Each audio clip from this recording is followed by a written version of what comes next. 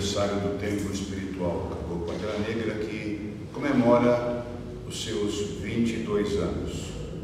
É uma experiência nova que estamos fazendo em trazer na semana do nosso aniversário, do nosso terreiro, alguns eventos que colaboram com aquilo que nós praticamos em nosso templo, para que as pessoas também conheçam algo mais sobre assuntos que corriqueiramente nós conversamos em nosso templo com os membros dele. Então, nós estamos também gravando essa apresentação, de modo que isso fique registrado para a posteridade e as pessoas possam assistir assistir a esses programas ao longo do tempo, para que nós tenhamos também esse registro histórico das atividades que o templo realiza. Então, hoje é o primeiro dia do evento, que vai ser dedicado à questão feminina. Então, eu convido a primeira pessoa que vai fazer parte dessa exposição, que é a mediadora do evento de hoje, a doutora Jéssica Cristina de Souza, que é uma advogada com pós-graduação em processo civil, que vai também, além de ser mediadora, vai falar um pouco sobre a questão da mulher no Islã.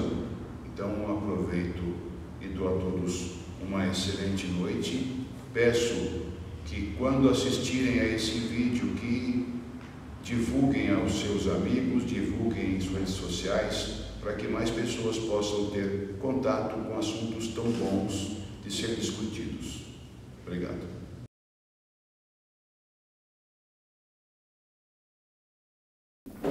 Obrigada, boa noite a todos que estão presentes, agradeço a presença de todos. É realmente uma grande honra e satisfação ter esse espaço para tratarmos de um tema tão importante, que é a figura da mulher na sociedade religiosa. Claro que nós abordaremos também outras nuances do que é ser mulher, principalmente em um país como o Brasil, que é laico, porém apresenta algumas predileções por determinadas tradições religiosas, que sabemos quais são. Eu gostaria de convidar para compor a mesa a Neuza Poti.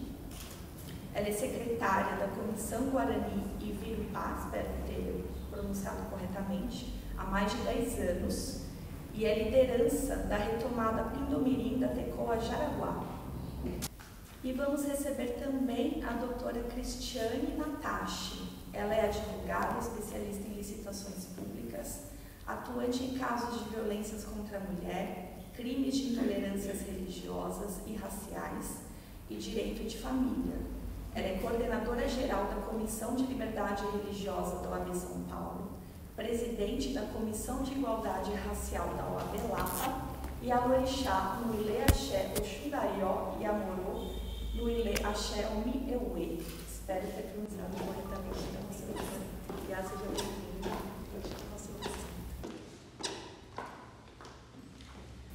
Bom, dando abertura aos trabalhos, eu gostaria de parabenizá-las pela atuação exemplar dos segmentos a que cada uma se propõe e dar inicialmente a palavra para a Neuza, para que ela conte um pouco da sua vivência na Tecoa, de como ela se viu na posição de líder e também traga para nós algumas considerações sobre a figura da mulher nesta comunidade e principalmente nos aspectos religiosos, que é o tema da nossa mesa. A palavra é sua. Boa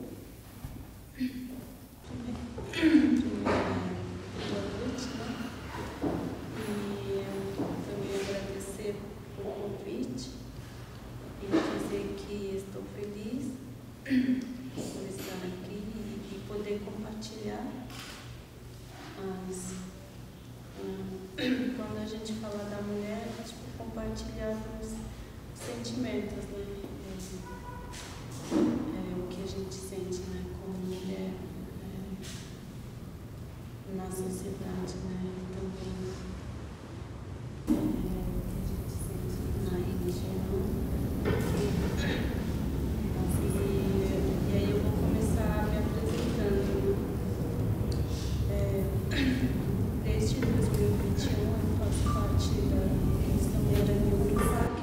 organização do povo Guarani, entre sul e sudeste, né, do Brasil, que o foco, né, da organização é a demarcação de terras.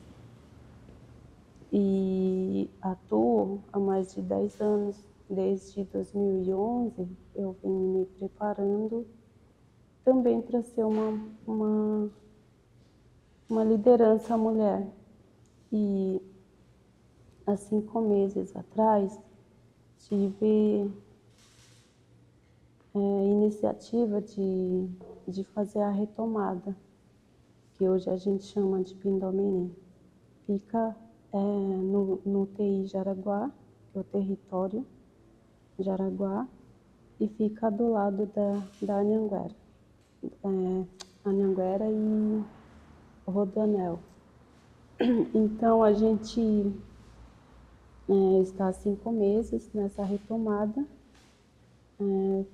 também com muita reza, muita fé em Anderu, que a gente chama Deus, e para que tudo dê certo entre esse processo, né, longo que a gente sabe que é. E aí entra outras coisas na minha vida, como é ser mulher, como é ser liderança, como é cuidar da comunidade, como é cuidar das pessoas, como é cuidar de uma casa de reza, que a gente chama de Opur, dentro da comunidade onde a gente se reúne para fazer as nossas rezas todas as noites. E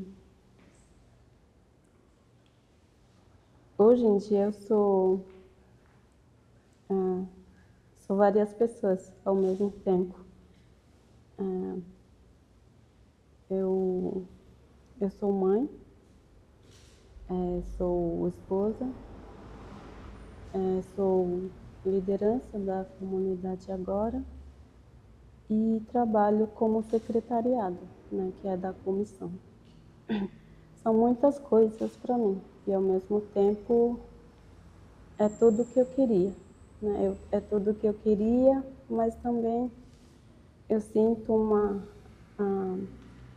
a fraqueza às vezes por medo de não conseguir. Mas a gente, como povo guarani, a gente sabe que se consegue, tudo consegue. E eu estou falando assim essas histórias, né?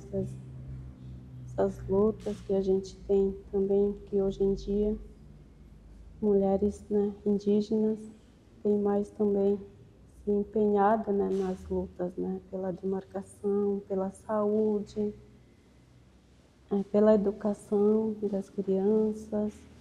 E isso eu me sinto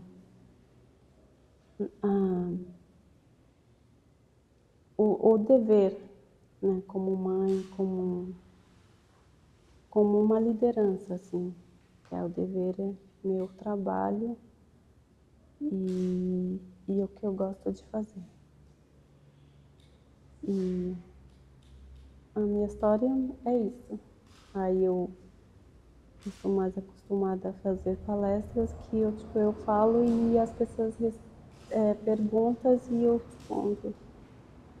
Você sente que ser mulher foi algo que te motivou a assumir um papel de liderança? Ou acredita que não houve nenhum outro tipo de influência que te conduziu até esse momento? Você acha que por ser mulher você pôde perceber as necessidades de uma forma diferente? Você pôde ter um olhar mais carinhoso e afetivo às necessidades da sua comunidade? Você acredita que isso aconteceu? Sim, eu acredito que por ser mulher eu tive essa visão, né, das necessidades, né, dos próximos, dos parentes, e também que não seja do meu povo, que não seja meu parente, mas que eu sinto a mesma o mesmo sentimento que eu tenho pelos meus. E por ser mulher, eu sinto assim, o que eu sinto, eu tenho certeza que outras pessoas sentem e eu quero ajudar. Você já sentiu alguma dificuldade também por ser mulher em algum momento da sua liderança? Muitas vezes, porque quando a gente...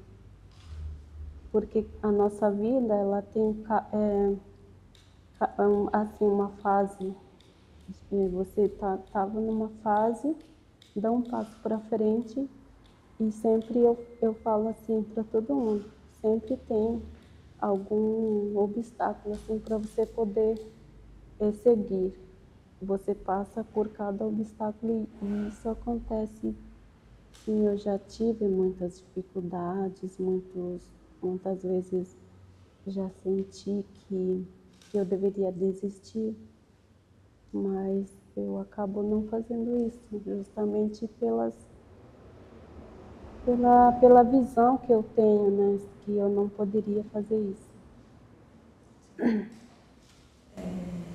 Nós vamos abrir as perguntas no final das explanações, mas eu agradeço já até então as suas palavras, Neuza. Realmente nós precisamos ouvir as mulheres, ouvir as lideranças, compreender as suas lutas.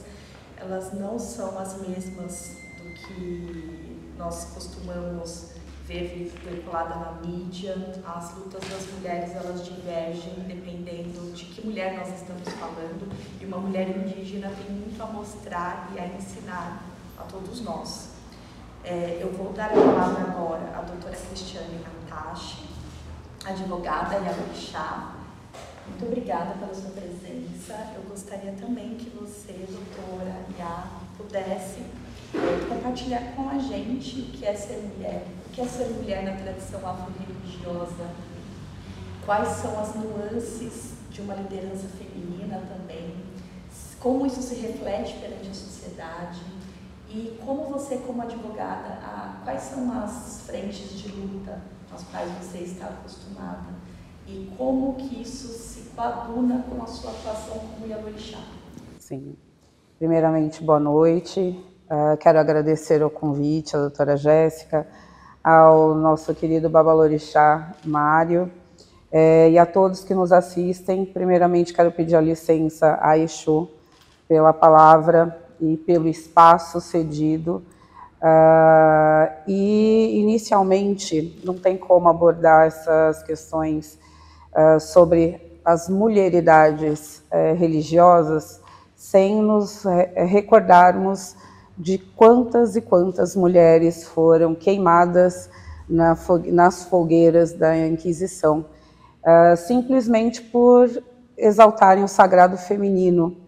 Muitas parteiras, muitas curandeiras tiveram aí suas vidas ceifadas por preconceitos, por um país machista, onde o patriarcado sempre dominou.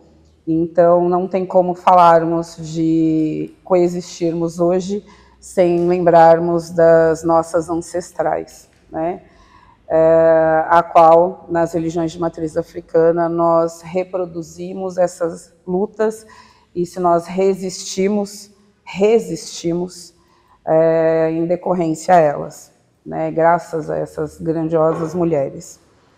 As nossas lutas dentro das religiões de matriz africana, em relação às mulheres, é bem diferente, porque, na verdade, as mulheres nas religiões de matriz africanas, elas são fundamento, elas são início, meio, fim de tudo. Então, não existe a religiosidade sem o conhecimento feminino, sem o conhecimento das mulheres. As mulheres estão à frente de muitos atos, inclusive alguns cultos são específicos para as mulheres. A cozinha, os segredos de cozinha, as mulheres é que dominam. Há sim uns papéis muito bem definidos referente às mulheres e aos homens dentro de terreiros, Mas na inexistência de um ou de outro, esses papéis não são limitadores. Então, assim, há sim os seus papéis definidos, mas não limitantes. Em relação à sabedoria, é ancestral, então as mulheres elas são muito respeitadas, principalmente no educar a comunidade, educar as crianças. Como nós havíamos conversado um pouquinho antes, eu digo que as mulheres de terreiro, elas são a própria política, né? Porque nós fazemos política dentro do terreiro. A partir do momento que as mulheres, elas têm o papel de economistas, porque elas estão sempre coordenando as compras, elas estão sempre coordenando as destinações de valores para não deixar a manutenção da comunidade de terreiro desfalcada. Elas, por vezes, também são as mediadoras, são as conciliadoras, elas fazem a coesão familiar dentro do terreiro. E isso é um papel ancestral. Se verificarmos na história, as mulheres, lá atrás, na nossa história em que pessoas foram escravizadas, as mulheres elas tiveram um papel muito importante em relação à venda de quitutes com seus tabuleiros, para aquela economia poder comprar a sua alforria e dos seus filhos. E por vezes essas mulheres, elas também não eram bem vistas na sociedade, por serem pobres, ou por conta da sua etnia, ou por não serem alfabetizadas, e elas tiveram acolhimento dentro dos terreiros. E a partir daí, essa tradição de acolher, essa tradição de agregar, de educar, de disseminar conhecimento, vem dessa história de mulher que foi escravizada, que foi objetivada lá atrás. E hoje o candomblé ou as religiões de matriz africana, as mulheres elas têm um papel de exaltação. Por mais que tenhamos aí atualmente babalorixás à frente como lideranças, à volta são mulheres. Predominantemente a maioria dentro dos terreiros são mulheres. E essas mulheres têm papéis, na verdade, fundamentais para que tudo funcione. Então, todo babalorixá terá aí os seus cargos, muitas mulheres, para que tudo funcione perfeitamente, independente de quem esteja liderando. Então, assim, hoje há muitas ialorixás de nome, muitas ialorixás que têm esse papel social muito bem definido, e os terreiros funcionam e levam para a comunidade externa tudo que é aprendizado de dentro do terreiro, seja economia, seja educação. As nossas crianças aprendem a respeitar o mais velho através das iás, através das suas mães, várias mães que essas crianças encontram dentro do terreiro. Então, as mulheres de terreiro também têm esse papel de educar não só os seus próprios filhos, os filhos das suas irmãs também. Então, é uma educação em comunidade que é transportada para a sociedade lá fora. Enquanto advogada, eu tive alguns casos, sim, de intolerâncias religiosas, de racismo religioso, porque não há como falarmos de intolerâncias e como um termo assim, minimizando o problema. Tem que literalmente dar ênfase ao racismo, porque nós somos muito fáceis de identificar, que era o que nós estávamos falando, seja por nossas vestes, nossos fios, nossos turbantes, os hijabs, os cocás, enfim, nós somos muito fáceis de identificação. E por isso nós também somos alvos de violências, sejam elas verbais, sejam elas físicas. As mulheres, elas são muito mais vítimas, porque está muito fácil a identificação e também essa questão de força, né? Então, nós tivemos muitas Yalorixás aí que já sofreram preconceitos, já sofreram intolerâncias e violências na sociedade. E isso precisa ter um basta. A sociedade precisa entender que há lei para isso e que ela vai ser cumprida. Nós até havíamos conversado um pouquinho como fazer isso. Tem que ser através da educação, eu ainda acredito que seja através da educação, abordando a diversidade religiosa dentro das escolas, para que se faça um trabalho também com os pais, e que esses pais entendam que a responsabilização, sim, são crianças, eles não cometem crime, eles praticam o ato reproduzindo aquilo que eles aprendem. Então, o nosso papel enquanto educadores de terreiro, enquanto operadores do direito, é levar essa diversidade para as escolas. Isso a OAB vem fazendo também muito bem, levar essa diversidade religiosa e várias outras diversidades também de pessoas para dentro das escolas, para que se atinja o núcleo familiar também, para que a gente consiga efetivamente ter aí alguma mudança. Praticamente é isso. Então, assim... A doutora entende que no dia a dia já enfrentou mais dificuldades por ser mulher ou por ser uma mulher de terreiro? Por ser mulher de terreiro, porque aonde eu vou, meus fios vão comigo, a mostra, aonde eu vou, algum símbolo meu religioso está à mostra. As tatuagens que eu tenho no meu corpo são todas de terreiro, são todas relacionadas à religião. Então, sim, algumas dificuldades por conta da exposição da religiosidade. Então, a gente não consegue dizer que uma mulher ela tem as mesmas frentes de luta que outra. Não, não, são diferentes. São diferentes. E tem que ter um olhar especial também. Sim, sim.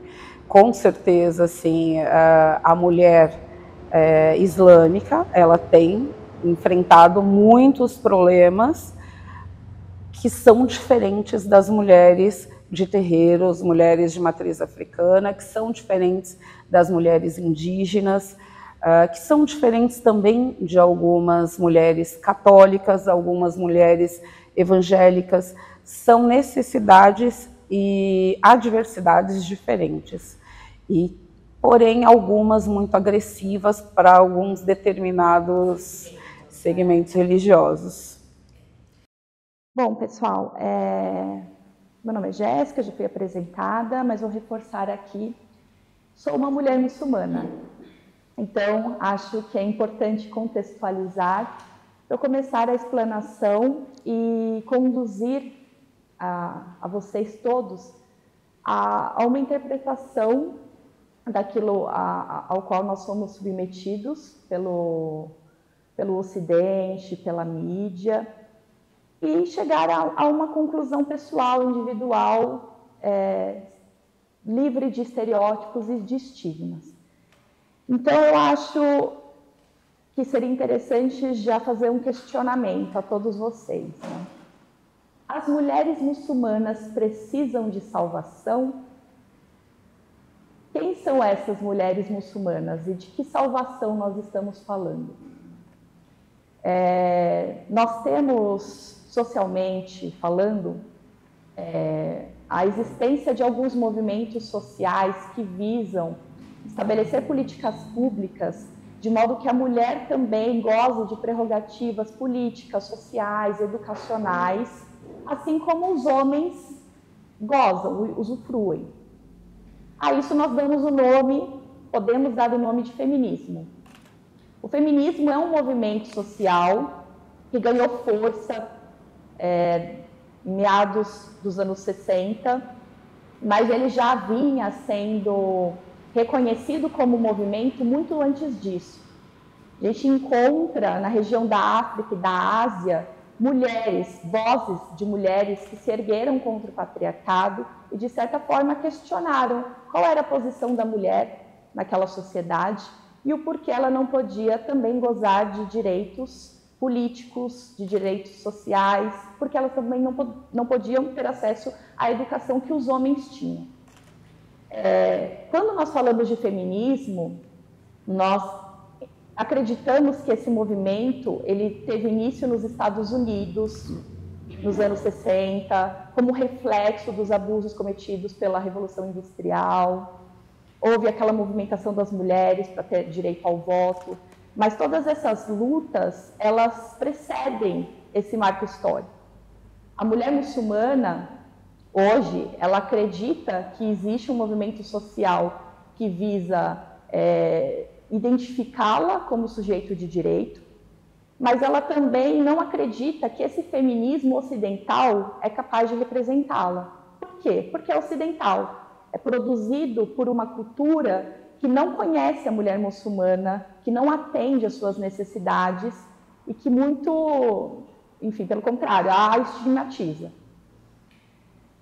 Nesse sentido, é importante eu dizer que dentro da comunidade islâmica existem mulheres que defendem o movimento do feminismo islâmico e algumas mulheres defendem o movimento de liberação feminina. Elas não dão esse nome. Feminismo justamente porque acreditam que é uma criação ocidental.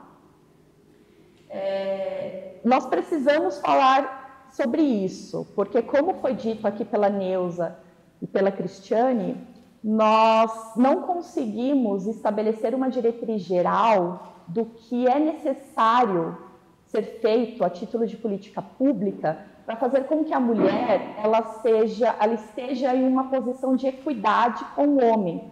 Porque as mulheres, elas representam frentes de lutas diferentes, dependendo do seu lugar de fala, dependendo do grupo a qual ela pertence. Então, uma mulher preta, periférica, que professa uma fé afro-religiosa, não vai ter a mesma dificuldade que uma mulher cristã, branca, de classe média. Nós precisamos entender isso para compreender que o feminismo ele precisa ser visto de uma forma interseccional. Nós precisamos enxergar os grupos, precisamos enxergar essas minúcias e aí sim, pensar em políticas públicas, pensar em transformações sociais que vão fazer com que a mulher seja tratada de forma não igualitária, né, mas com equidade. E aí é importante a gente tecer um pouquinho de considerações a respeito do que seria igualdade e equidade, né? Nós achamos que todas as pessoas são iguais e elas precisam ser tratadas de forma igualitária. E isso não é verdade. Nós tratamos as pessoas de formas diferentes, de modo que nós exacerbamos o nosso próprio direito em detrimento de outra pessoa porque nos julgamos superiores. Isso é uma construção social que foi enaltecida pelo colonialismo.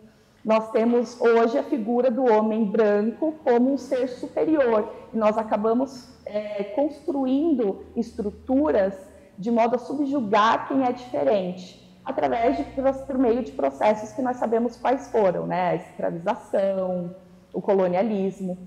Então precisamos compreender que se eu tratar um homem preto igual eu trato um homem branco, ou seja, se eu achar que eles são iguais, que eles têm as mesmas condições de acesso a uma universidade, por exemplo, eu estou enaltecendo uma desigualdade, porque historicamente foram criadas estruturas de modo a fazer com que este homem preto ele fosse subjugado e ele fosse cerceado do direito básico à educação, a uma alimentação adequada. Isso faz com que ele realmente não tenha como competir em pé de igualdade com uma pessoa dotada de uma série de privilégios, como é o caso do nosso homem branco, europeu, enfim. Então, precisamos entender que a equidade sim visa a justiça, porque a equidade é o tratar de forma desigual os desiguais, de modo a fazer com que eles se tornem iguais. Então, eu preciso ter um olhar especial para esses segmentos, eu preciso ter um olhar especial para as minorias, e com isso promover políticas públicas de modo a fazer com que todos tenham as mesmas condições a uma boa educação, a uma boa vida, e isso eu faço com política pública. Mas esse não é o mote da minha explanação. Eu acho que foi importante pontuar só para, de fato, esclarecer que o feminismo, como eu vejo aqui no Ocidente, ele não consegue visualizar a mulher muçulmana com justiça. Tá? O movimento de liberação feminina da mulher muçulmana possui outras frentes de luta, completamente dissociado da visão ocidental de liberdade. Nesse ponto, eu acho que a gente pode começar a quebrar alguns paradigmas. Quando eu falo de homem ou mulher muçulmano, quem eu visualizo na minha cabeça? Quem que eu enxergo? Eu enxergo o homem ou a mulher árabe. Isso é verdadeiro? Não. Nem todo árabe é muçulmano, nem todo muçulmano é árabe. Hoje, uma parcela do total de muçulmanos, a parcela que corresponde à população árabe, não chega a 20%, o que é uma porcentagem muito ínfima, diante daquilo que nós achamos que seria verdadeiro, né? Nós achamos que todo muçulmano é o árabe. Então, nós enxergamos o homem e a mulher muçulmana, o homem muçulmano como aquele homem agressivo, selvagem, terrorista, desprovido de qualquer amor pela família, pela mulher, de qualquer sentimento. E enxergamos a mulher muçulmana como a mulher árabe, completamente coberta, sem nenhum tipo de prerrogativa, sem nenhum tipo de liberdade de escolha. E isso não é verdadeiro. Por que nós construímos essa visão a respeito do muçulmano? Tudo isso se deu por meio de um processo que os acadêmicos chamam de orientalismo. O orientalismo é o processo pelo qual o Ocidente passa a enxergar o Oriente. O Ocidente passa a enxergar o Oriente como o estranho, como o outro. E o outro é o quê? O outro é tudo aquilo que eu não sou. Então, se eu sou o branco, colonizador, forte, o detentor da verdade, aquele que conduz as pessoas à salvação, o outro é quem? É quem precisa ser salvo. Eu vou animalizar o outro para justificar a minha atuação de segregação, de dominação, e esse foi o processo pelo qual a história passou e propiciou e facilitou as incursões da Europa, dos países europeus, da América, no Oriente Médio, na Índia e promoveu todo, na África, e promoveu todo esse processo de colonização, de dominação e de exploração. Eles entram, eles retiram, eles esvaziam o significado do senso de comunidade daquela população e introjetam aquilo que eles entendem que é o adequado e que deve ser seguido. Isso aconteceu aqui no Brasil, né, com a colonização. Então, os indígenas eles foram tratados como seres sem alma, que precisavam ser catequizados, colonizados, ensinados a serem gentes. E isso é o que aconteceu também com o muçulmano ao redor do mundo.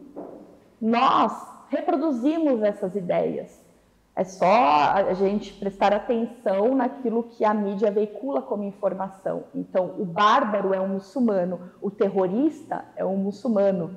E essa política de terror, de dominação, de segregação, de violência, de genocídio, é praticado por comunidades europeias há anos e continua sendo perpetuado, mas nós relegamos ao muçulmano esse papel, essa característica. E isso tudo é bem tratado, bem desenvolvido em um livro chamado Orientalismo, do Edward Said, que eu indico fortemente. Ele fala desse processo, ele faz com que nós enxerguemos como que isso se dá. Nós somos doutrinados, assim como nós nascemos e somos ensinados a ser racistas, nós somos ensinados também a ser orientalistas, a enxergar o estrangeiro como essa ameaça. Existe um filósofo chamado Byung-Chul Han, que ele fala que nós não conseguimos lidar com o outro, né? O outro sempre representa uma ameaça, como se fosse uma bactéria. E nós, a gente integra um corpo. E esse corpo, quando ameaçado por essa bactéria, ele formula uma resposta imunológica. E a nossa é ser violento, né? A repelir e dizer, não, essa cultura, essa comunidade, esse jeito de pensar e se agir, essa religião diferente da minha é bárbara. E por isso ela precisa ser rechaçada, ela precisa ser reduzida a nada, né? Eu preciso prevalecer. Então, nós precisamos entender esse processo para desconstruir a visão de que todo muçulmano é terrorista, todo muçulmano é bárbaro. Isso não é uma verdade e nós precisamos repensar a história, nós precisamos repensar os nossos paradigmas e assim conseguir ter uma visão adequada e apurada de quem são as pessoas, de quem são as comunidades que permeiam esse globo. Agora, prosseguindo, eu acho importante falar sobre o Islã como religião, né? O Islã como religião e como movimento social. O Islã, nos seus primórdios, ele representou um movimento social por meio do qual a situação estabelecida em Meca, na Península Arábica, onde se deu o seu surgimento, representava um modo de vida que não se coadunava com os princípios islâmicos. Então, eu vou exemplificar aqui algumas questões, né? A mulher, naquele período, ela era desprovida do direito à herança. Ela não tinha direito à herança. Se ela fosse repudiada, porque o conceito de divórcio também mudou depois do advento do Islã, se ela fosse repudiada, abandonada pelo seu marido, pelo seu companheiro, ela também não iria ter direito à divisão de bens. A mulher, o bebê, o infante, o recém-nascido do sexo feminino era assassinado, porque a família não queria, né? A comunidade não queria mais uma mulher para integrar aquele grupo, então ele era assassinado. Com o advento do Islã,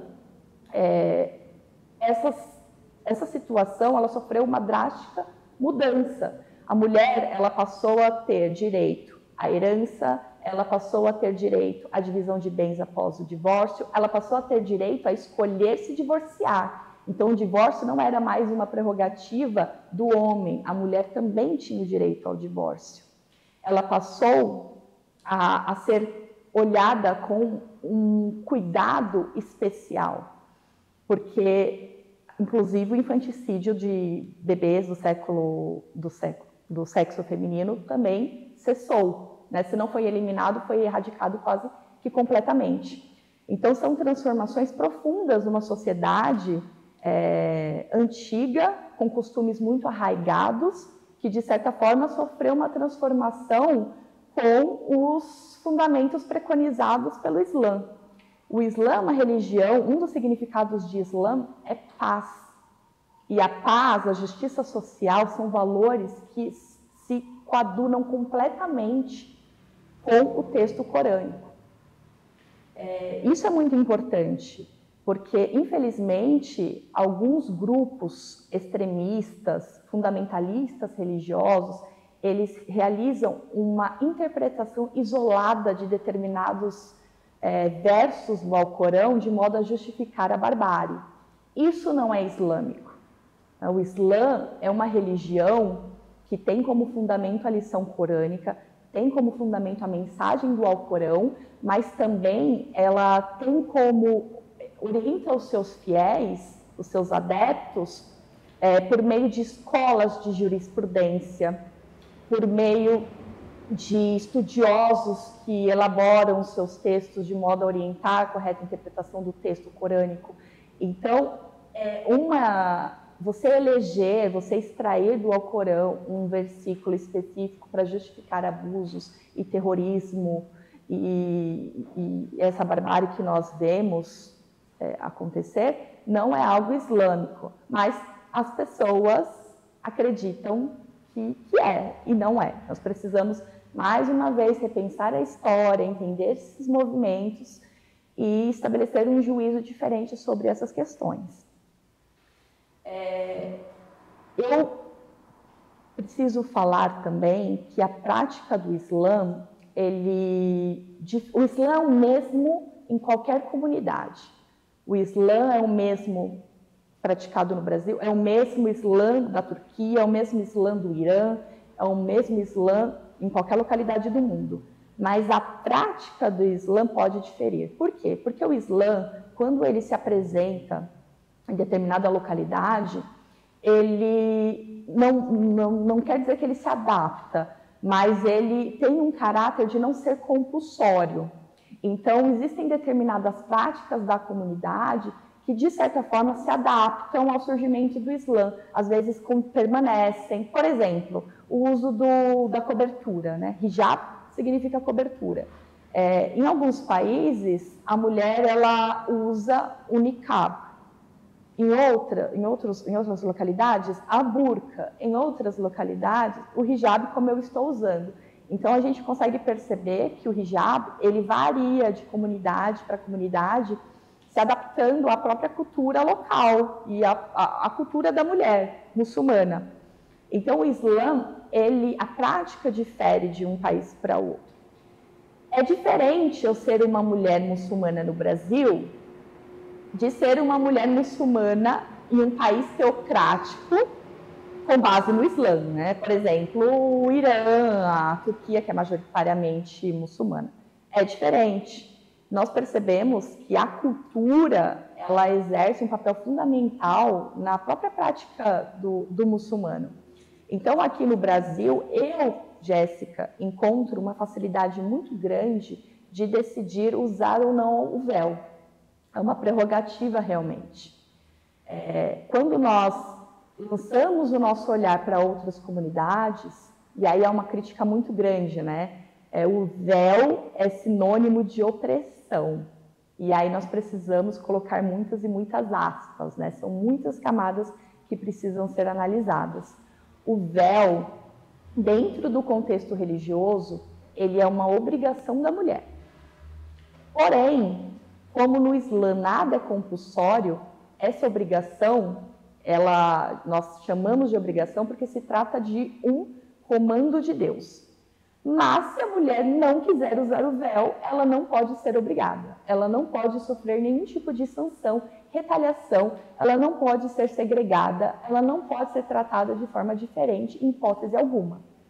É uma prerrogativa. Se eu lanço meu olhar a um país que, porventura, obrigue a mulher, estabeleça uma sanção, de fato cerceie sua liberdade de escolha, eu estou olhando para uma atitude não islâmica. Isso não é islâmico. Isso acontece? Acontece. Mas isso não é fruto do Islã, é fruto de uma estrutura patriarcal que perdura até hoje.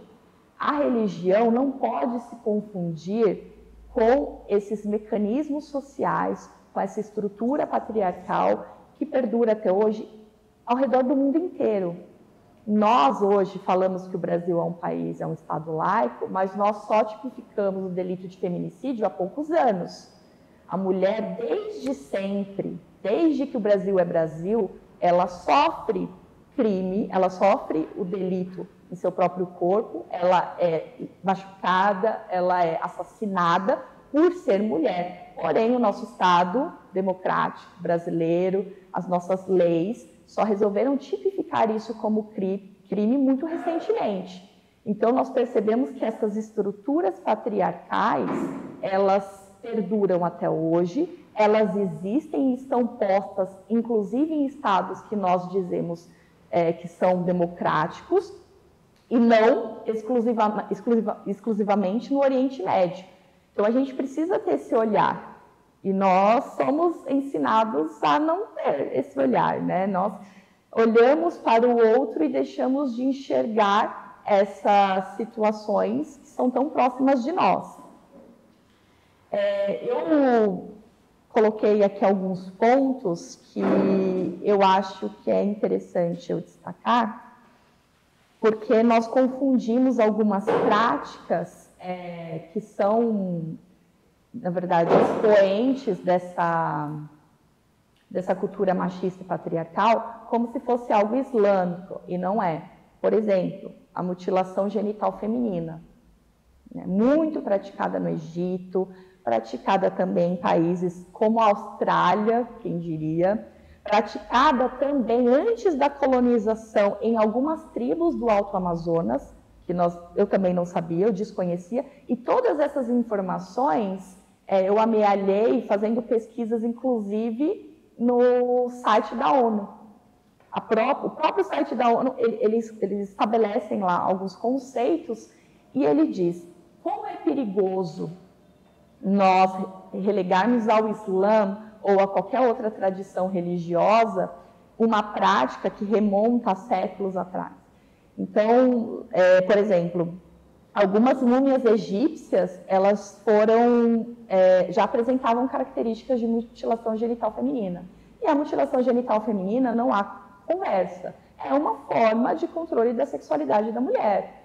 Então, quando a gente fala sobre lançar o nosso olhar a outras culturas, compreender como funcionam os processos em determinadas localidades, em razão da cultura ou da religião, nós não podemos ser etnocêntricos, ou seja, nós não podemos colocar a nossa cultura, o que nós entendemos como correto e adequado, no topo, e tudo aquilo que difere é errado, é inferior. Nós não podemos fazer isso, porém nós também não podemos ser relativistas.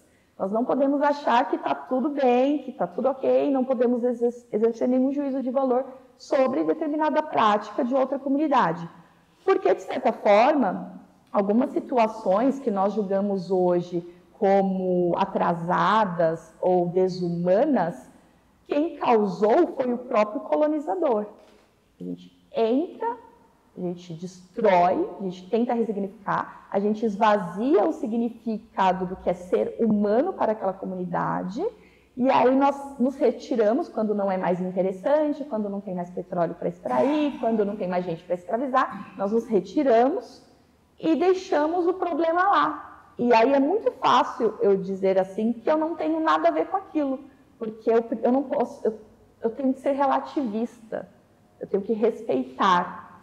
Não, muitos problemas foram causados pelo colonialismo, nós precisamos enxergar isso, precisamos reconhecer e combater, de certa forma, em determinada medida. É uma tarefa muito difícil, né?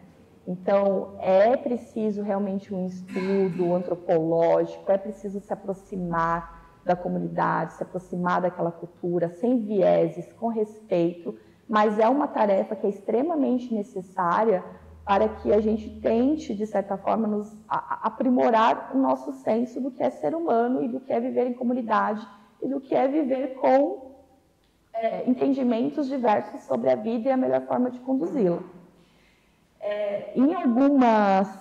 Eu falei da mutilação genital feminina, existem outras situações também que, de certa forma, atingem a mulher e são pré-islâmicas, remontam a séculos e são vinculadas ao Islã, porque, como eu disse no começo da minha fala, existe esse movimento orientalista onde eu preciso transformar o Islã, o muçulmano, o oriental, naquele outro perigoso, bárbaro e selvagem. Então, eu não vou tomar o cuidado e nem ter atenção em observar a história e os processos. Eu vou aceitar essa verdade. E isso é o que nós fazemos. Nós fomos ensinados a isso. Nós não fomos instigados a ter um senso crítico sobre esses postulados que estão tão arraigados na sociedade. Eu, como muçulmana, e não apenas eu, mas eu leio muitas autoras muçulmanas, marroquinas, palestinas, egípcias, iranianas, e elas falam que o Islã não é a causa da segregação feminina na religião. O que causa a segregação feminina, o que causa o vilipêndio ao corpo da mulher, as suas liberdades e prerrogativas, é a estrutura patriarcal, é a sociedade, são os pensamentos, as construções, aquilo que está tão arraigado e que não se modifica.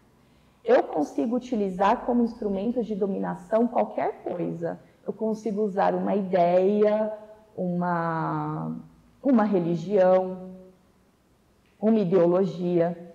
Eu posso transformar qualquer coisa em instrumento de dominação. Então, eu preciso me afastar, quando eu quiser estabelecer algum juízo de valor sobre o que quer que seja, me afastar e entender o que é essa religião, o que ela preconiza na essência e como o homem utilizou ou a utiliza para fomentar esses abusos e essas desigualdades. A mulher muçulmana, ela não precisa ser salva pelo homem branco, pelo colonizador, pelo ocidental. A mulher muçulmana, ela precisa ser respeitada, assim como qualquer outra mulher que professa qualquer outra religião. Ela precisa ser respeitada, ela precisa exercer livremente a sua fé, ela precisa garantir que as pessoas consigam enxergá-la como mulher a despeito da sua crença religiosa, e ela precisa que a sociedade, aí, independente de religião, de crença religiosa, de qualquer orientação, de qualquer sentido, que a sociedade entenda que precisamos fazer uma releitura do patriarcado, precisamos fazer uma releitura do que é ser mulher, que posição ela ocupa, independentemente de religião. E aí sim fomentar políticas públicas de modo a alçá-la numa posição de equidade perante o homem. Isso não tem nada a ver com o véu, isso não tem nada a ver com uma indumentária modesta, que é o que nós chamamos, né, dentro do conceito, né, do que é o hijab. Isso tem a ver com liberdade, por incrível que pareça, né? O que é ser livre? O que é ser livre? Eu moro no Brasil, eu sou brasileira. Desde que eu nasci, eu estou submetida às regras brasileiras. Eu estou submetida à Constituição Federal, eu estou submetida ao Código Penal, eu estou submetida ao Código Eleitoral, ao Código Civil, enfim. Tem um codex expressivo aí sobre o qual eu me submeto. Então, as nossas liberdades, elas também são relativas. A liberdade do brasileiro é relativa. Ela encontra limites no artigo 121 do Código Penal, que diz que eu não posso matar. Então, eu sou livre para fazer o que eu quero, mas eu estou adstrito, eu estou submetido, estou condicionado às regras legais, às regras desse contrato social. Eu também tenho que entender que esse contrato social, que é esse documento que vincula o brasileiro ao Brasil, o iraniano ao Irã, tem fontes diferentes. O nosso Estado, ele é laico, ele é uma república democrática. Então, o conceito de igualdade, o conceito de liberdade é fomentado por conceitos filosóficos ocidentais, por algo diferente do que acontece no Irã. Os conceitos de liberdade, o conceito de igualdade no Irã é fundamentado no Alcorão. Então, eu preciso compreender que esses ideais, eles divergem em suas fontes, eles divergem em suas definições. Não há como eu querer falar que o que funciona no meu país deva ser aplicado nos demais estados. Isso é ser etnocêntrico. Então, nós precisamos compreender que a construção social, ela é diferente, ela tem fontes diferentes e ela é um produto histórico, é uma coisa que foi construída ao longo da história. Então, há uma razão de ser para todas as coisas. Eu acho que nós precisamos, de forma urgente, premente, entender como que se deu o processo de colonização dos povos, como isso perdura até hoje, como nós fomos ensinados desde o nosso nascimento a ser racista, a ser homofóbico, a ser xenófobo, principalmente, né? Aí, coadunando com a minha fala, e estudar, entender esses processos e aí ser um agente de transformação, né? O que nós estamos tentando fazer aqui, nós três e todos os demais membros do templo, é de certa forma dar voz a mulheres que representam uma espécie ou de liderança, ou, no meu caso, sou uma mulher muçulmana que enfrento essas dificuldades diariamente, né? Preciso a todo instante reafirmar minha posição como mulher, e como mulher cônscia do que é ser mulher, e mesmo assim ser muçulmana, é um desafio. Sou muito grata por essa oportunidade, espero que eu tenha me feito entender, e estou à disposição para, enfim, responder aos questionamentos, sejam eles quais forem. Boa noite. Me chamo Luana. Tenho algumas perguntas aqui relacionadas aos temas da palestra para a gente discutir. A primeira delas que eu queria saber um pouco de cada uma de vocês é se em algum momento vocês sentiram a necessidade de escolher entre o seu papel e responsabilidade enquanto mulher na sociedade e o papel e responsabilidade que vocês têm na comunidade espiritual e religiosa que vocês fazem parte hoje. Acho que é o primeiro tópico. Responder primeiro. Eu não entendi a pergunta assim. A gente em algum momento tem que escolher? Sim, se em algum momento você teve que escolher ser essa liderança, ou se você conseguiu lidar bem com esse papel, né, de mulher e de liderança. Se houve algum conflito em algum momento. Na nossa cultura do povo guarani, a gente sabe que eu não escolhi para ser liderança. Eu fui preparada e acredito que chegou a hora, e por isso eu tive essa iniciativa de tomar minha própria decisão, de me sentir que é o momento de eu, como que eu vou falar assim, de enfrentar justamente conflitos, porque nós mulheres muitas vezes somos julgadas por vários motivos que a gente sabe que é assim, e mais isso eu enfrento e eu me sinto preparada assim, né? Por nenhum momento me atrapalha de ser mulher e ser liderança ao mesmo tempo, porque ali dentro da comunidade eu vejo todo mundo como meus filhos. Sendo eu mais nova, eu tenho mulheres mais velhas dentro da comunidade, mas mesmo assim eu sinto, quando eu vou viajar a trabalho, eu sempre me lembro da comunidade como meus filhos. E aí eu fico preocupada, toda hora eu fico mandando mensagem para todo mundo. Então, uma coisa que eu não escolhi, mas que eu fui escolhida por Nhandeirão. E que ele me preparou. E eu me sinto bem como mulher, como liderança. Estou bem. Bom, no meu caso, nós mulheres candomblecistas que nascemos dentro da religião, nós já somos preparados desde pequenininho dentro daquela educação, não tem como desassociar o papel mulher, mãe e liderança religiosa. Faz parte de um único contexto, mas há a livre escolha. Você pode escolher seguir ou não.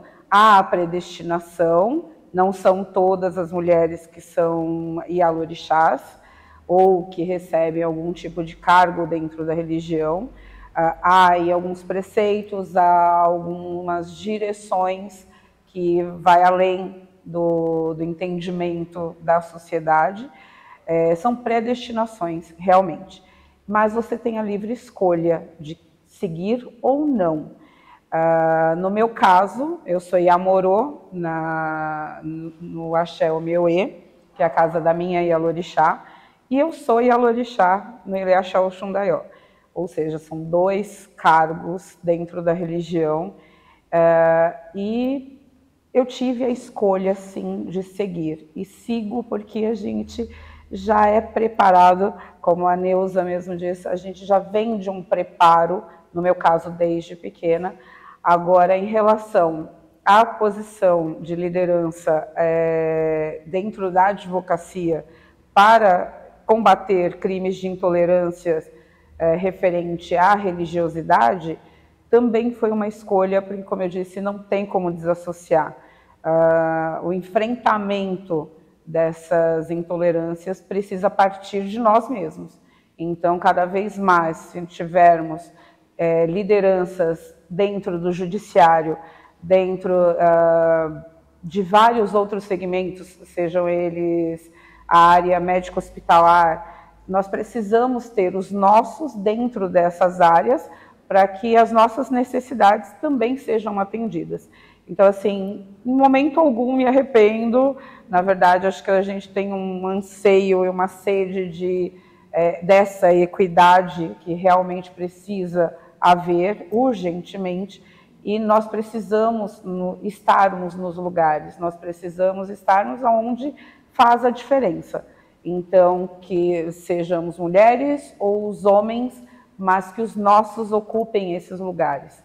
Então, em momento algum houve dúvida, e cada vez mais que as portas se abrirem, eu estarei ali falando em nome dos nossos, saudando Exu, saudando Oxum, saudando os nossos orixás, e que todos ouçam que nós existimos e que podemos sim coexistir tranquilamente, desde que respeitados os direitos e os limites de cada um. Então, enquanto mulher, enquanto líder religiosa e dentro do judiciário, os papéis não se confundem porque a direção é uma só. É realmente fazer com que tenhamos a liberdade de escolha, tenhamos o direito, né, efetivamente praticado. Então, acredito que estejamos no caminho certo. Eu sou advogada também de formação, trabalho como advogada há mais de 13 anos. E eu tive algumas dificuldades no início da minha caminhada religiosa como muçulmana, justamente por causa da ideia que o Ocidente tem do muçulmano e principalmente da mulher muçulmana, como aquele ser que é oprimido, que é desprovido de qualquer tipo de autodeterminação. Então, quando eu me converti ao Islã, me converti convicta de que estava fazendo a melhor escolha da minha vida, porque o Islã, para você ser muçulmano, você precisa acreditar que Allah é o único, é Deus, e essa crença sempre esteve presente no meu coração. Então, tornar-me muçulmana não foi um processo. Eu me reconheci muçulmana, eu sempre fui. Agora, quando eu precisei optar por usar o véu, eu digo precisei porque eu queria, de certa forma, fazer uma manifestação pública de que eu era uma mulher muçulmana. Como eu disse na minha explanação, o véu ele é um comando de Deus, mas a mulher tem a prerrogativa de usá-lo ou não. Eu quis usar. E eu quis que as pessoas me vissem, me reconhecessem como uma mulher muçulmana e eu tivesse a oportunidade de falar do Islã, não para convertê-las, mas para realmente eliminar estereótipos. Sou muito feliz com a minha escolha. Dentro da minha profissão, realmente houve uma certa resistência, porque, como assim? Ela é advogada, ela defende prerrogativas, ela fala em prol da liberdade das pessoas e ela está professando uma fé que fala contra tudo isso. Então, houve uma confusão na cabeça das pessoas, dos meus pares, dos meus colegas, mas essa minha decisão, essa minha escolha de me reconhecer e me identificar como mulher muçulmana abriu a oportunidade ao diálogo. Então, muitos amigos hoje já têm uma ideia completamente diferente do que é o Islã, e isso é algo que me traz muito contentamento, muita alegria, motivo de muito orgulho. Falando um pouco, né, nesse cenário todo que a gente tem, não tem como a gente, enquanto mulher, não pensar que a gente sempre equilibra vários pratinhos, né? A mulher tá sempre aquela coisa, multitarefa, tá aqui lavando a louça, tá pensando no negócio que tem que resolver, já tá fazendo a lista, já tá mandando uma mensagem. Eu queria entender para vocês como é e como vocês têm feito uma rede de apoio, né? Como funcionam as mulheres que ajudam vocês no dia a dia, como funcionam com as outras mulheres. Tem muita gente que prega essa coisa da rivalidade feminina, então queria ouvir um pouco de vocês, tendo esses cenários tão diferentes, como é com as amigas mesmo, com as pessoas em volta e com as outras mulheres que ajudam vocês no dia a dia. Quem quer responder primeiro? Isso. Bom, eu posso falar. Eu vou falar porque eu não sou mãe, eu vi que a Neuza é mãe, então ela tem outras questões aqui para falar. Eu não sou mãe, eu sou uma mulher casada que trabalha, mas eu não tenho outras grandes preocupações, como, por exemplo, gerir uma casa com um filho, né? Então, é diferente. Eu posso dizer que eu entendo completamente o que você expôs. Nós somos incentivadas a rivalizar sempre com outras mulheres, a competir por um lugar que, na verdade, não existe, está no imaginário popular. Isso não deveria existir. Quando nós falamos de sororidade, parece um conceito tão banal assim, né, que todo mundo fala porque está na moda, mas não, é real, é empatia, você enxergar a outra mulher como se fosse você, né? Somos mulheres, temos as mesmas lutas, temos os mesmos anseios, passamos pelas mesmas dificuldades, claro que não na mesma proporção, como nós falamos há pouco, né? Existem mulheres que têm frentes muito mais difíceis de lidar no dia a dia, mas eu consigo enxergar, principalmente dentro do contexto afro-religioso, que essa união feminina é mais forte. Você percebe que realmente a mulher, ela é uma irmã, é uma companheira, e ela realmente está ali à disposição para te auxiliar no que preciso for. Porque esse senso de comunidade dentro do terreiro existe de verdade. Então, dentro do Islã, isso também é verdadeiro, isso existe. Eu digo que as mulheres no Islã, elas são irmãs de luta, né? Porque elas, dentro da mesquita, não sei se todos conhecem, mas você fica em um local separado dos homens, geralmente atrás, não por uma questão de submissão, mas quando nós rezamos, nós abaixamos as nossas mãos e nós deixamos o nosso bumbum para cima. Então, por uma questão de respeito mesmo com o corpo da mulher, nós ficamos atrás dos homens, para que eles não olhem o nosso bumbum. Então, isso é uma coisa que a gente não para pensar, mas é verdadeiro. Então, nós sempre ficamos muito próximas, muito reunidas. E eu tive uma experiência de visitar a Turquia no ano passado, alhamdulillah, foi a realização de um sonho. E eu não falo turco e eu não falo árabe, mas em todas as mesquitas que eu entrava, uma irmã muçulmana me abraçava e me dava um presente, me dava um regalo, ou me dava um alcorão, ou me dava uma sura, que eles costumam ter alguns livretos, né? Cada livro contém uma sura, que é um capítulo do Alcorão. Ou me presenteava com uma sura, uma me deu chocolate, porque eu não conseguia entrar na mesquita, eu fiquei do lado de fora, eu acho que eu estava meio cabisbaixa, ela se condoeu e veio falar comigo, me deu um chocolate, a gente não conseguia se falar, nós acionamos o celular, o Google Tradutor para conversar. Mas é uma coisa que é muito forte no Islã também, a sororidade, a empatia, a união feminina. Da minha parte é isso. Alguém quer complementar? Bom, eu sou mãe, e assim não é fácil. Então, eu optei pela carreira, também sou advogada, então optei também pela carreira, além de Alorixá, além de Amorô, além de realizar alguns projetos sociais. Aí você me pergunta, você dorme?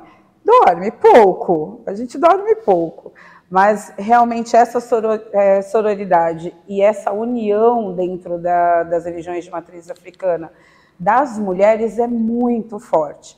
A minha casa, a maioria são jovens, também a grande maioria são mulheres, mas são jovens. Então nós saímos agora tá aqui uma irmã minha que me ajuda muito, e assim, nós saímos agora de 2 meses de atos religiosos iniciáticos, em que eu contei muito com as minhas irmãs do Axé Omeoê para que finalizássemos as tarefas. E não há essa questão de rivalidade, e sim são complementos. Todos os atos, nós precisamos de vários itens a serem preparados, a cozinha não para, o barracão não para, o terreiro não para. Então, são muitas atividades, e enquanto Ialorixá, não dá para eu cozinhar, não dá para eu lavar, além dos atos que eu preciso praticar com o Iaô. E quem faz todos esses outros atos, se não as outras mulheres?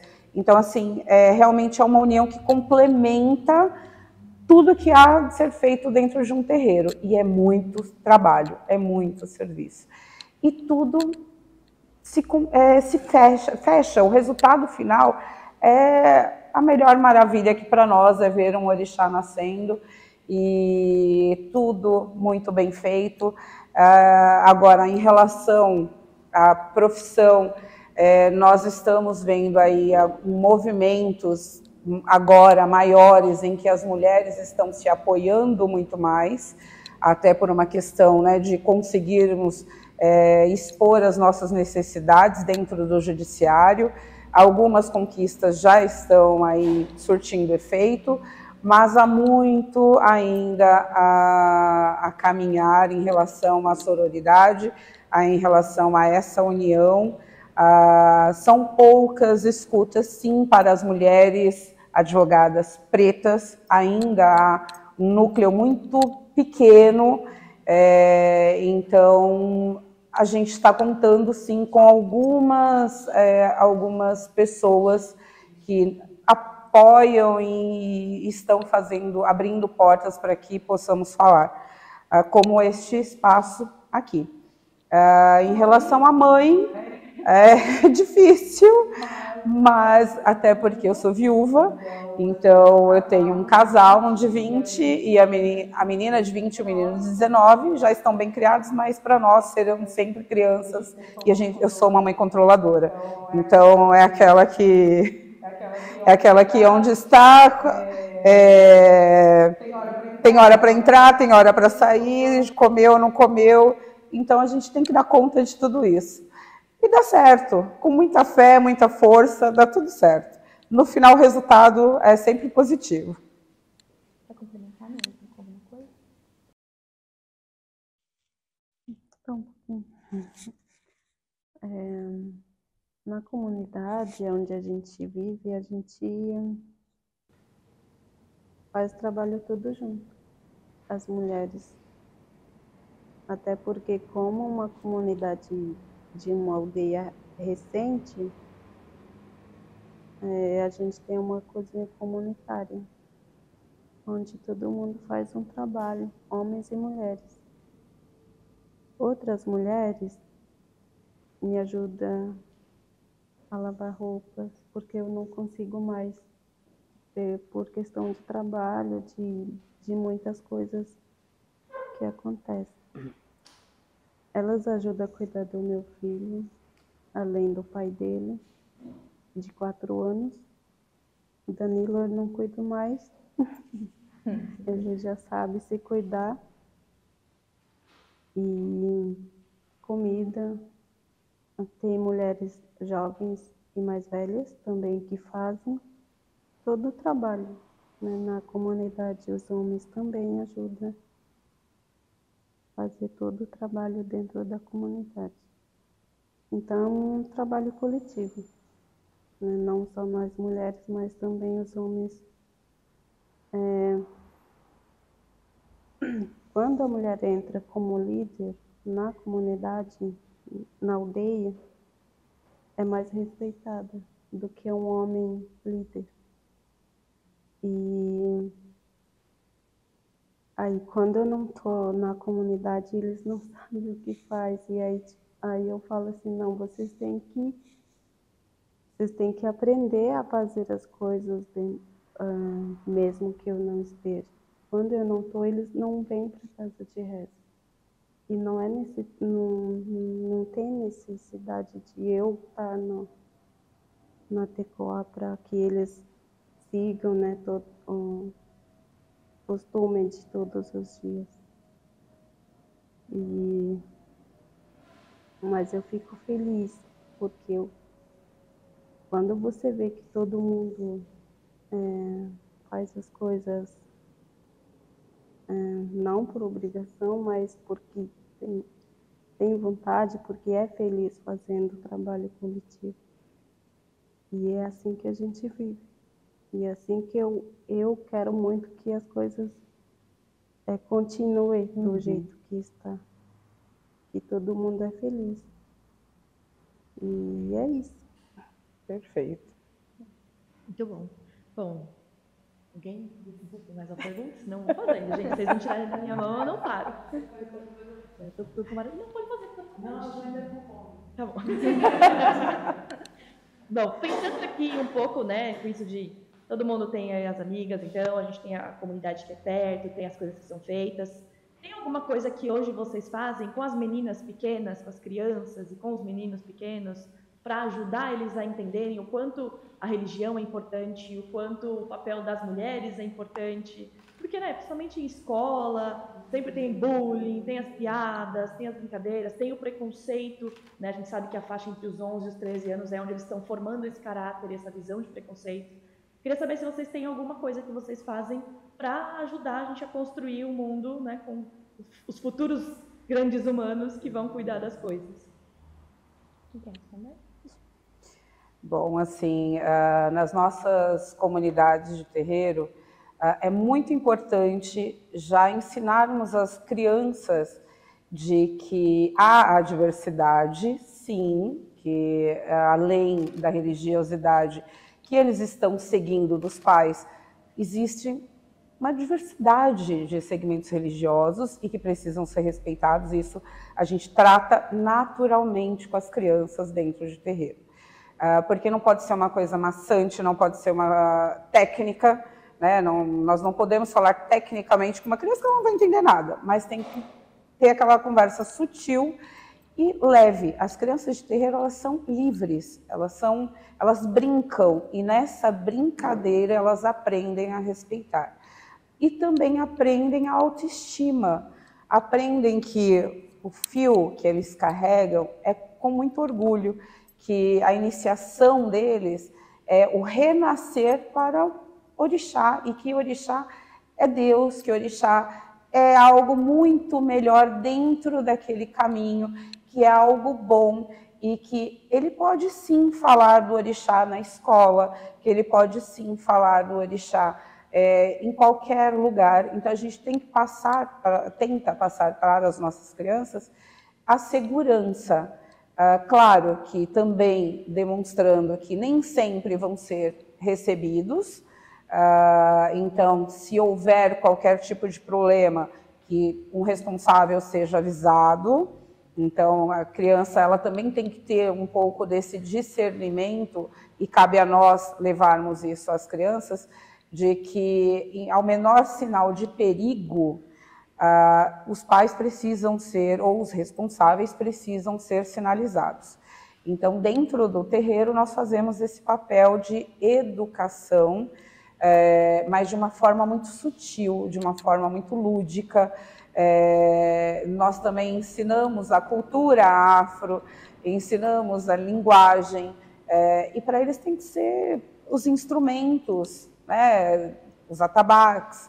Eles precisam ter orgulho do segmento religioso que eles fazem parte, da comunidade religiosa que eles fazem parte. Cabe a nós esse trabalho.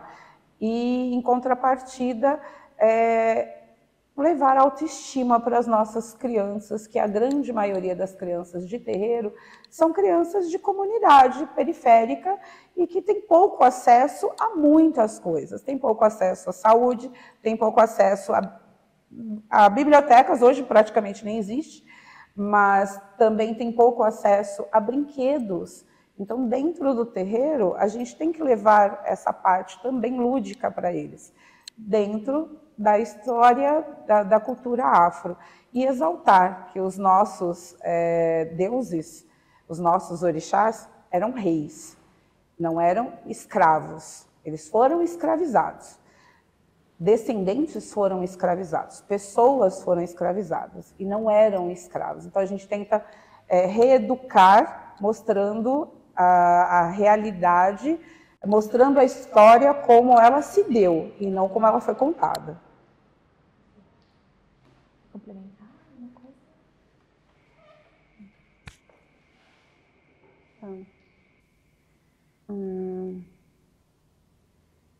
Na nossa cultura, a educação das crianças, primeiro, é dentro da aldeia. A fala, a língua materna e o nosso modo de vida, de viver dentro da UPAN, que é a nossa primeira escola. Até aí a gente não fica preocupado, porque a gente sabe que as nossas crianças não têm contato com várias pessoas, de vários objetos. Dentro da comunidade a gente sabe que a gente pode confiar nos parentes, em outras mulheres, e que cada adulto cuida de todas as crianças. E da religião, a gente, dentro da UPAN, da casa de reza, a gente usa o petunguá, que é o cachimbo, para concentração, para conexão que a gente usa. E as crianças entram na UPAN não usando o petunguá, mas sim cantando boraí, que a gente tem o costume de fazer a reza com boraí, cânticos, e aí eles aprendem por aí, começam a aprender. A partir dos 15, 16 anos, quem quiser usar o petunguá, usa, senão fica no critério deles, mas não deixando de seguir a UPAN. A partir do momento que vai para a escola normal, a gente começa a ficar preocupado, porque a gente sabe que eles podem ver muitas coisas diferentes, contatos muito diferentes, estranhos, e aí são coisas que a gente mistura um pouco, né, da nossa cultura e a vida fora da comunidade. E hoje em dia a gente, nossos jovens, né, eles perdem muito por causa dessa saída da comunidade para a escola normal. Muitas vezes a gente pensa que a escola faria bem, mas também não, para nós Guarani. E é uma preocupação para nós como mães e também como lideranças na comunidade.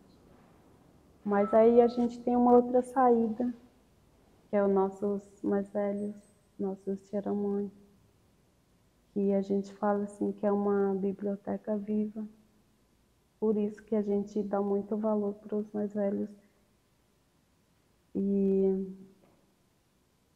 porque as palavras deles para as crianças jovens é muito valioso, porque isso é uma história contada assim para a vida inteira, né? Então, eu dou muito valor para os tiramães e também para os jovens.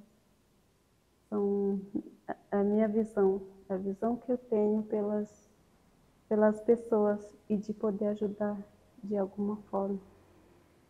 E hoje eu agradeço assim que os jovens estão tranquilos, não estão saindo da aldeia.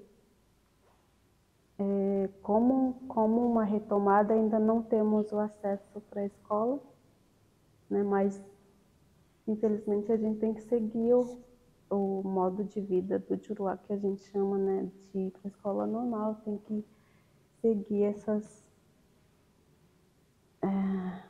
E aí a gente está já com a previsão de que teria transporte escolar para poder estar levando E aí seria já uma nova preocupação para mais a gente precisa, para poder continuar a nossa luta, né, contra os governos.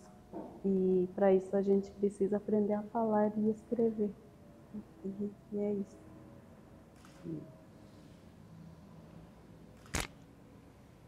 Boa noite, meu nome é Carolina. Na verdade, assim, né, eu vou direcionar a pergunta mais para a questão de patriarcado, né? Assim, eu tenho um viés feminista muito forte, então, na verdade, para poder entender dentro da realidade profissional de vocês, né, das atividades profissionais, como foi se colocar a partir do momento que você tem adornos, né? No caso, você falou sobre o seu fio, sobre o seu amuleto, que eu acredito que seja. Desculpa, eu não sei falar o véu, hijab. Como é que foi isso, né? Frente às pessoas, eu queria que vocês dividissem um pouquinho das experiências, né? No caso, até o uso do cocar. Como é que foi isso, né? Esse posicionamento de vocês frente a essa sociedade machista que nós temos?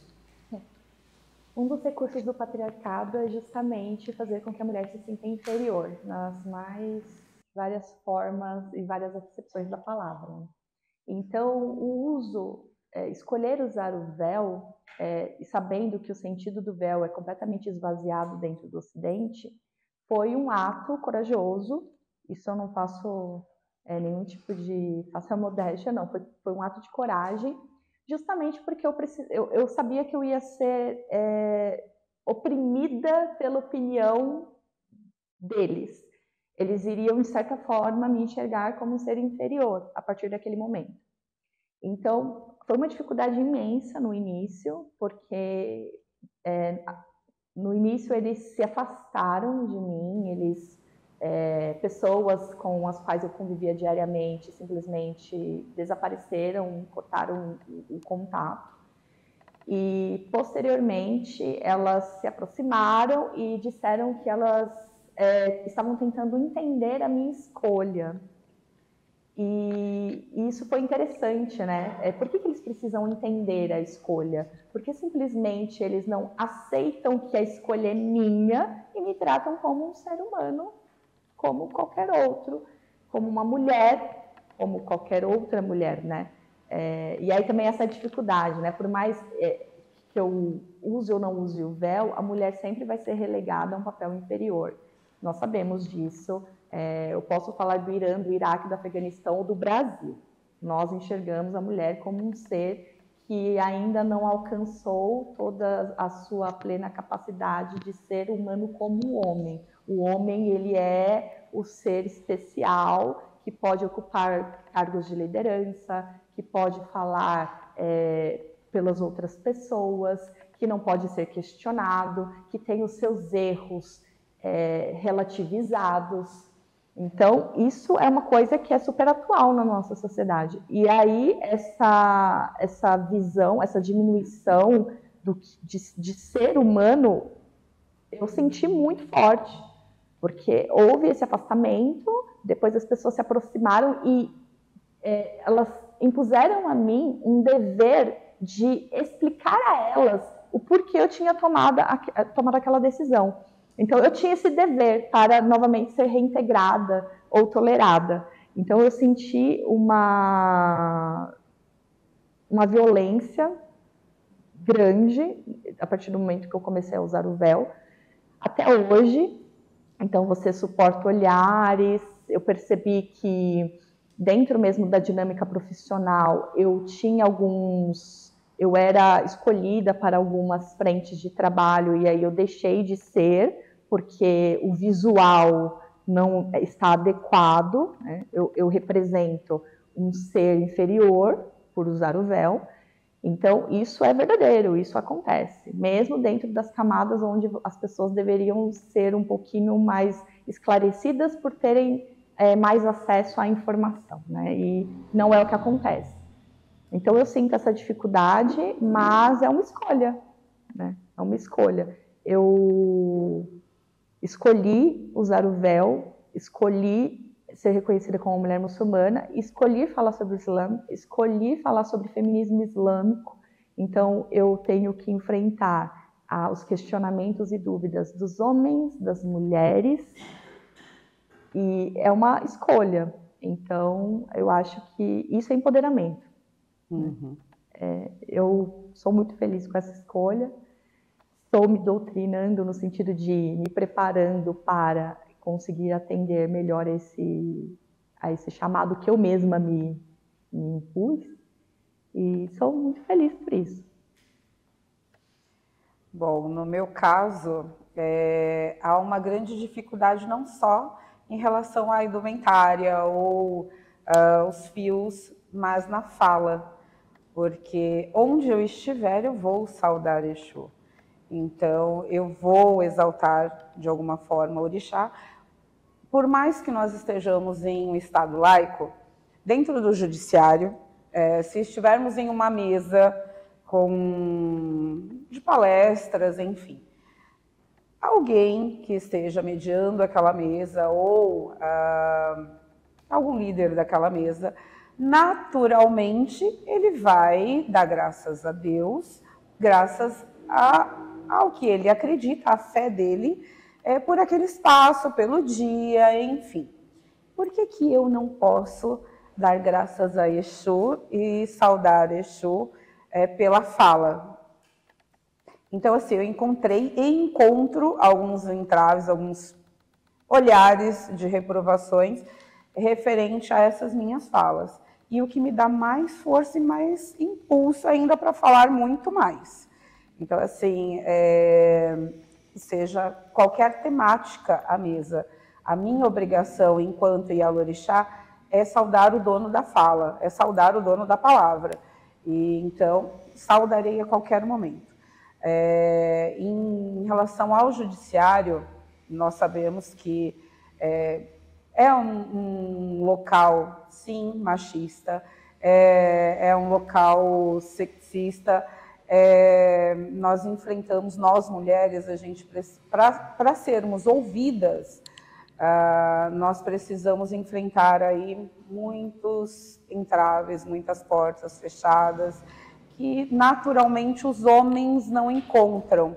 Então, ainda há muito a se resolver, ainda há muito a se questionar, ainda há muita luta dentro do judiciário para que as mulheres possam ter um espaço e ser tratada com igualdade dentro, né, é uma única profissão, nós exercemos a mesma profissão. Por que há essa balança pesando para um lado e para o outro não? Por que a mulher tem que estar atrás da fala de um homem? Não, as mulheres são tão capacitadas quanto. E visto que, se você for verificar alguns painéis aí de palestras, as mulheres são as minorias. E dependendo da temática, as mulheres pretas nem aparecem. Então, quer dizer que a mulher preta, ela não é tão capacitada quanto a mulher branca para determinada temática? Não vai longe, tributário. Quantas mulheres falam de tributário? Poucas. Mulheres pretas? Menos ainda. Então, assim, essas quebras ainda precisam serem feitas e, infelizmente, a gente faz isso na força da fala, porque capacitadas nós somos. E, então, a gente vai abrindo as portas, sim, aquela chance que é desse tamanho, a gente abre, a gente vai. Você sabe? Sei, estou indo. É dessa forma que a gente lida. Mas a gente ainda precisa melhorar muito as questões no judiciário em relação a tratamento igualitário das mulheres para com os homens. E aí somos vistas como agressivas, Sim. né? Porque dentro do ambiente profissional, principalmente esse do direito, você precisa se impor mesmo. Então você precisa postar a sua voz de uma forma eloquente, firme, sem titubear, de modo que você seja escutada. E você acaba trazendo isso para a sua vida pessoal. Então, não raro, as pessoas com as quais eu convivo, elas me perguntam, você está nervosa? Você está brava? Aí eu falo, não. Por que você está falando assim? Por quê? Eu falo assim. Mas por quê? Então, assim, é difícil, né? Além de ser mulher e ter que provar uma série de coisas todos os dias, você precisa ser uma mulher assim no trabalho, ser uma mulher assim em casa. Você tem que se adequar de modo que você não atrapalhe, mas não cause constrangimentos, não incomode as pessoas. Aí eu digo os homens em geral, né, na sua grande maioria, mas que você não incomode as pessoas. Então, é cansativo. Muito. É cansativo. Acrescentar alguma coisa mesmo? Né? Obrigada pela pergunta. Momento de desabafo. Momento de desabafo, exato. Bom, no tocante à figura masculina, né? Nas lutas que vocês mulheres encabeçam, né?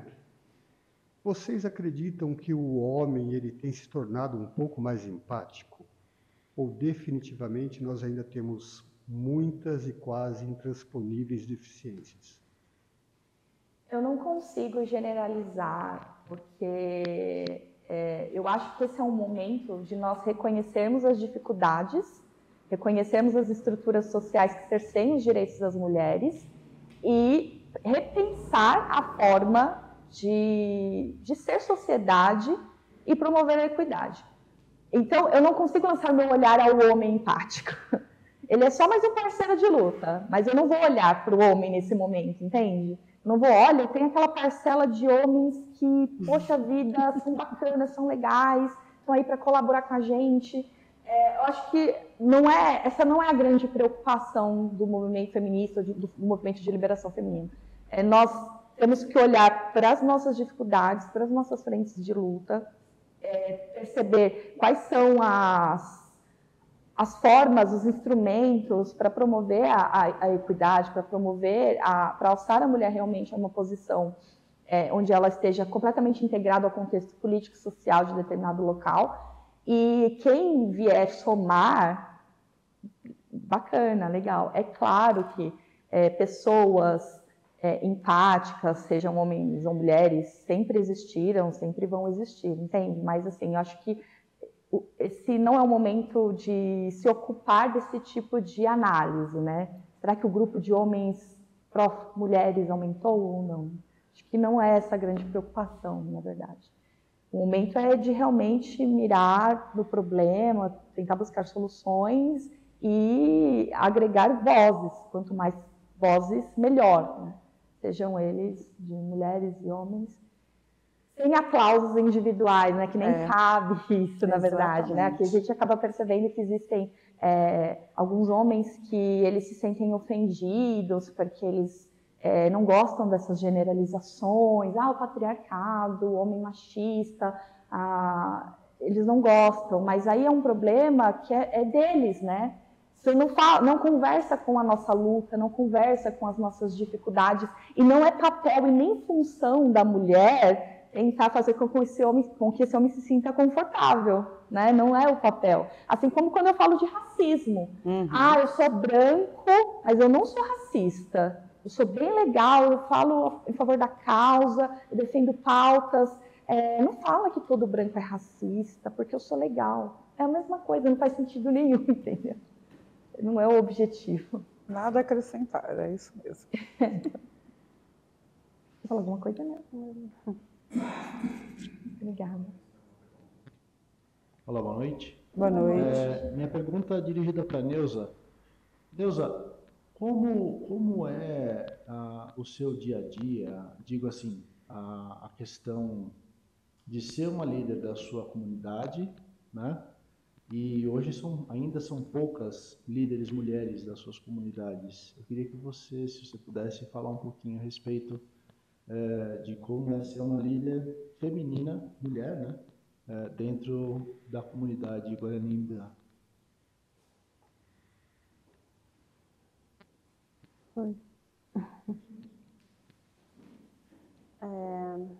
Meio parecido com o que foi falado aqui. Também a gente enfrenta esse desafio, né? Porque mulheres mais velhas, hoje em dia, se sentem ainda recuadas por elas terem esse costume de que a mulher tinha que fazer, tipo, ficar em casa, o marido sai, ela fica em casa, cuidando dos filhos, fazendo as coisas dentro de casa. E hoje em dia a gente sabe que não é assim. E a gente, como mulher, também temos nossa luta, temos a nossa força de, como ela falou aqui, de somar junto, não querendo passar para frente deles, mas a gente sempre, mas hoje ainda eles estão com dificuldade de entender isso, os próprios Guarani. Muitos ainda questionam que a gente faz encontro de mulheres Guarani só para falar mal dos homens, mas não é assim, porque a gente quer muito somar assim, lado a lado, junto com eles. E aí eu principalmente, eu defendo os dois lados, porque eu tenho filhos homens, tenho um marido, que como ela falou, que eu não falo assim que todos são iguais, porque não é assim.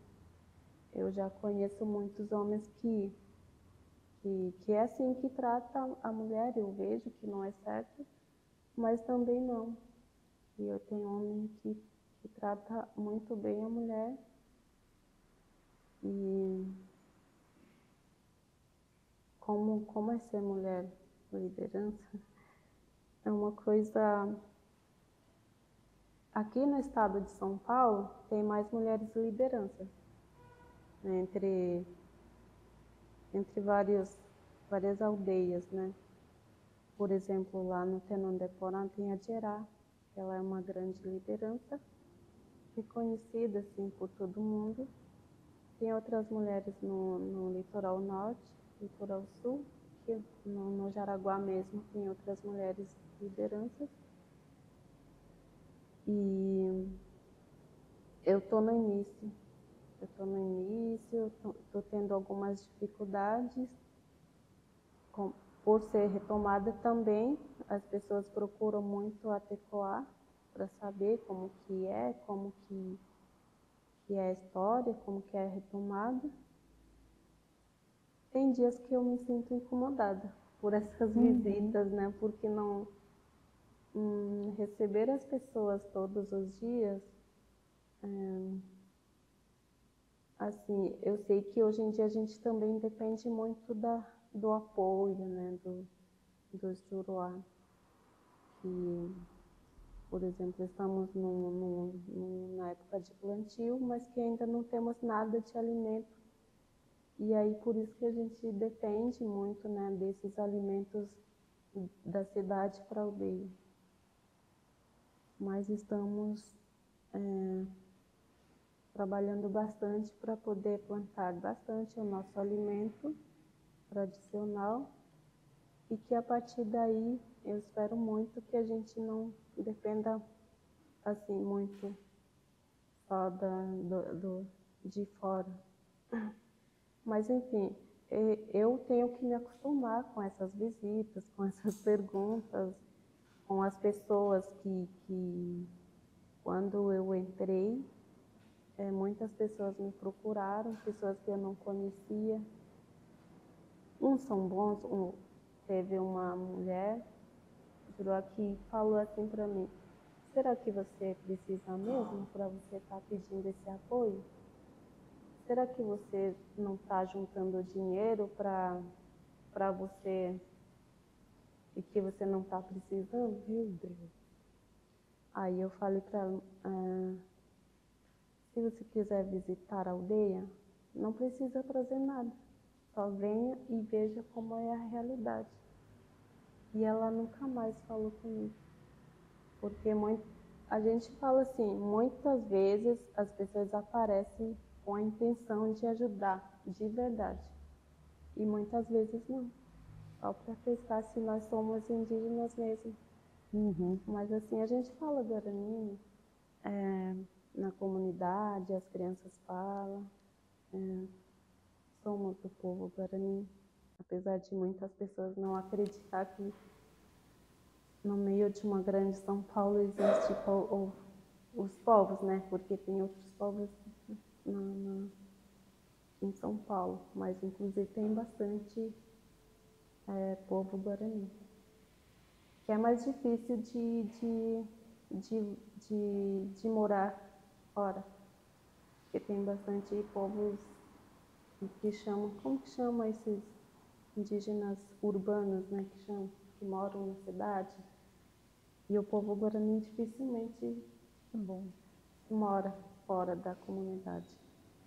Então, ser liderança, eu estou ainda me adaptando por muitas coisas, ainda me acostumando. Mas, como ela falou que a gente vai seguir, a gente vai conseguir, porque a gente tem força. E me andaram na frente. Bom, pessoal, você quer fazer algumas considerações finais? Sim, bem rapidamente, só uma questão que me incomoda, que a gente já até conversado, que me incomoda muito e que, graças a isso, ainda não se atentaram. O Código Penal é de 40 e lá está tipificado o curandeirismo. Ainda bem que não sabem o que é, ainda bem que não sabem manusear o Código Penal. Porque o que é curandeirismo? Nós podemos nos enquadrar dentro do crime de curandeirismo? As práticas indígenas podem se enquadrar no crime de curandeirismo? Olha o perigo que tem ainda no Código Penal para as religiões de matrizes africanas, as religiões indígenas, e outras práticas como reiki, a acupuntura e por aí vai, que foge ao conhecimento de muitas pessoas. Então, assim, nós estamos analisando para propormos aí um projeto de lei para que retire do código, porque todos nós corremos o perigo. Ainda bem que a sociedade ainda não sabe lidar com o Código Penal. Não sabe a interpretação. E lógico que, se souberem a interpretação, não será favorável a nós. Ela será contra nós. Então, esse é apenas um ponto que ficou, que acabei não falando, mencionando, mas é uma questão que me preocupa muito em relação às nossas práticas. Porque um preto velho, ele pode receitar uma erva, é curandeirismo? O templo está praticando um crime? Então, nós precisamos estar sempre atentos, infelizmente, sempre atentos. Inclusive ao direito à assistência religiosa dentro dos hospitais, porque hoje em dia tem livre acesso determinadas religiosidades, candomblé, umbanda, as religiões indígenas, elas têm um acesso bem restrito. Então, nós tivemos no Rio de Janeiro um Ogã que faleceu sem o acesso da Yalorixá dele à assistência religiosa.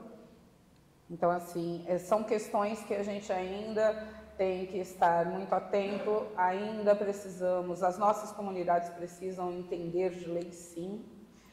Cabe a nós levarmos esse entendimento para os nossos, para que eles possam se proteger e que saibam onde recorrer.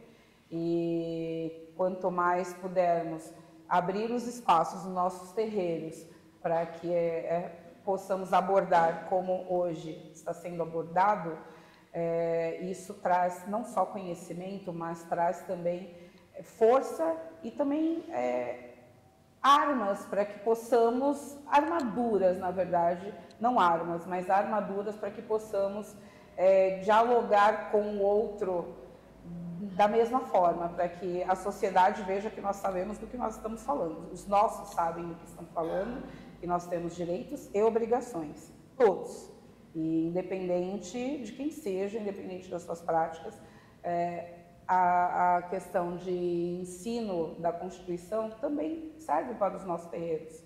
Então, fica aqui um alerta para que possamos cada vez mais abrirmos os terreiros para que as nossas comunidades, os nossos povos aprendam sobre direitos. Obrigada mais uma vez. Eu agradeço a presença da Neuza, agradeço a presença da Cristiane, agradeço a presença de todos, a participação foi fundamental para que a gente pudesse seguir essa explanação, essa conversa. E eu gostaria de me despedir dizendo que o primeiro dia de festividade se encerrou e convidando a todos para participarem das outras atividades no decorrer da semana e também para nos prestigiarem no próximo sábado na nossa festa. Venham também a partir das 18 horas. É uma alegria fazer parte dessa casa, é uma honra poder contar com o auxílio de irmãos tão valorosos, de pessoas tão comprometidas com pautas que, enfim, são negligenciadas no nosso país. Eu agradeço muito a oportunidade. É isso. Boa noite.